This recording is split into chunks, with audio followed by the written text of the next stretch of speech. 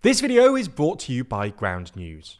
The Japanese government is in trouble. In addition to growing economic concerns linked to rising prices and Trump-induced trade wars, a fresh money-related scandal has hit the government, sinking Prime Minister Shigeru Ishiba's approval rating to a record low, with net approval down around -30. The timing is particularly difficult too, as Japan prepares for an upper house election within the next few months. So in this video, we're going to explain the latest Japanese government scandal, the other challenges it faces, and whether Ishiba will hold on to his position or become the latest in Japan's series of revolving door prime ministers.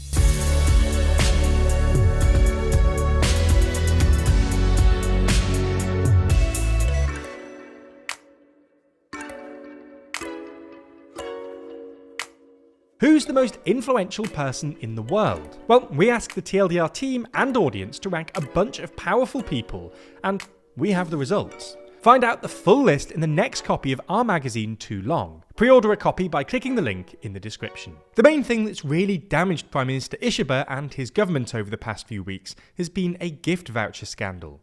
Essentially, it emerged this month that Ishiba had handed out gift vouchers worth 100,000 yen each, roughly $660, to 15 new lower house lawmakers from his Liberal Democratic Party, or LDP, during a dinner meeting at the Prime Minister's office in early March. Now, while this scandal is not exactly Watergate, there is some important context that explains why it's particularly bad for Ishiba.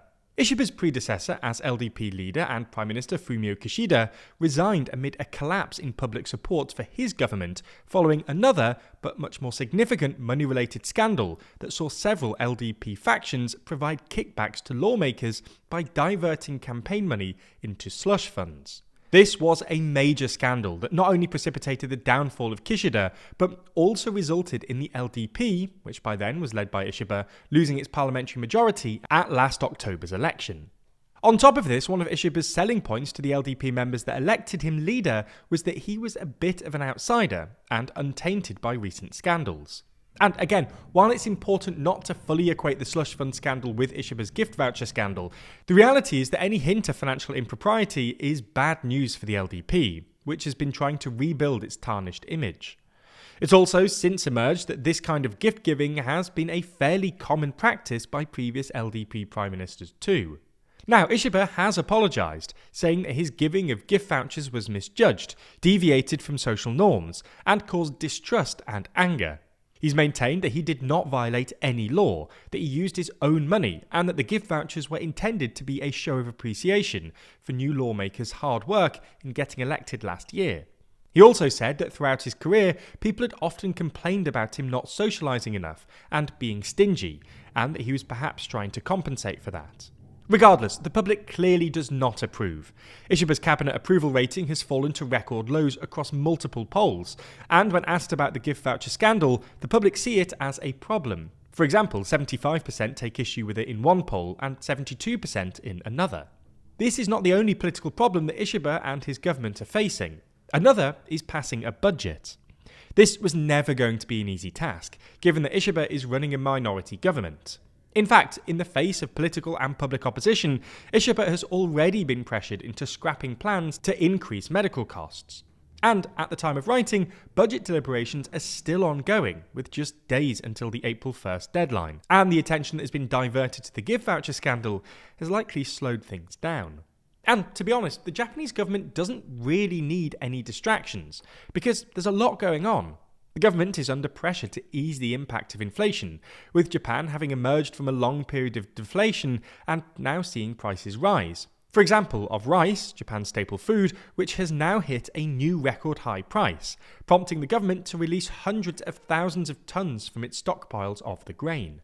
Adding to the pressure is the fact that Japan must now brace for a significant hit to its economy as a result of US President Donald Trump's decision to impose 25% tariffs on cars made overseas, beginning on April the 2nd. For context, export of Japanese-made cars to the United States, which in 2024 amounted to $40 billion, make up the largest single category of all Japanese exports to the US, with major brands like Toyota, Honda and Nissan helping to make Japan the second largest exporter of finished vehicles to the US, behind only Mexico. According to an estimate by the Japan Research Institute, once in effect, Trump's 25% car tariff will lead to a 4.3% decline in Japanese passenger car production. Speaking about the tariffs, Prime Minister Ishiba said the Japanese government is considering every option in order to reach the most appropriate response. So, with this context, and especially with the ongoing gift voucher scandal in mind, what does the future hold for Prime Minister Ishiba? And will he survive in the top job? Well, there are two main ways that he could plausibly be ousted. Either the parliamentary opposition could pass a no-confidence motion, or the ruling LDP could heap internal pressure on Ishiba, forcing him to resign.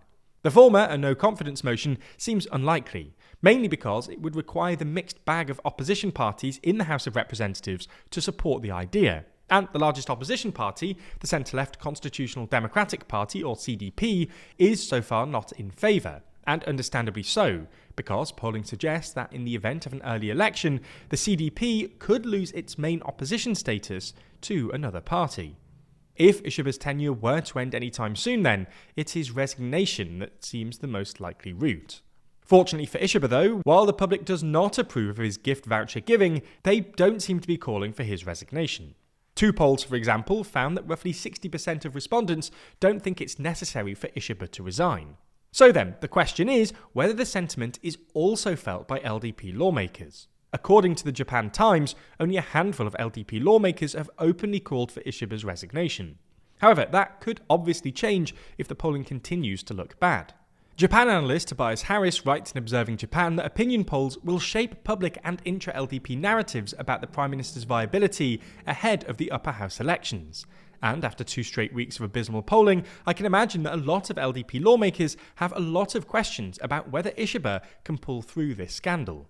Something that might insulate Ishiba for now, though, is that replacing yet another leader risks making the LDP look even more unstable and incompetent, as it would mean a 5th Prime Minister in the course of 5 years, which could further damage them at the upcoming upper house election in July. So, Ishiba may well survive until then, but if the LDP performs badly at said election, perhaps even losing its majority, the party may move to act against him. In related news, this story about the risk Trump's tariffs pose to Japan has been covered by more than 116 sources. Interestingly, we know that more than 18 of these have been reported by the left, and more than 19 of these have been reported by the right. That's because this week's sponsor, Ground News, are experts on pulling back the curtain on media bias. Built by a former NASA engineer on a mission to give readers an easy, data-driven, objective way to read the news, they ingest over 50,000 articles from all over the world and then organise each by story. For each and every story, you can see the number of reporting sources, where these sources lead on the political spectrum at an individual level and group level, compare the headlines of each source, and read each article all without ever leaving the app. But one of the best parts of the app is their comparison feature, which highlights specific differences in left-leaning and right-leaning reporting. For example, for this story, left-leaning outlets tended to focus on the consumer impact, while right-leaning outlets highlighted Trump's personal role and actions. Ground News is such a useful tool for our current media landscape, and I think an app like this will only become more essential as the media landscape continues to evolve. If you're interested in everything that Ground News has to offer, you can get 40% off the Unlimited Access Vantage plan using the link in the description or by scanning the QR code. This offer is only available here, so make sure you go to ground.news/TLDR or click the link in the description to get started and support an independent news platform working to make the media landscape more transparent.